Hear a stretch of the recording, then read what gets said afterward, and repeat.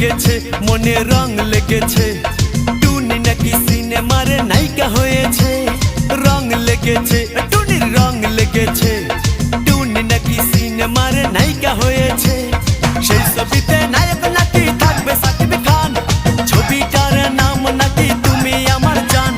টুনির জ্বালায় এবার আমার যাবে রে প্রাণ রং লেগেছে মনে রং লেগেছে টুনি নাকি সিনেমার নায়িকা হয়েছে।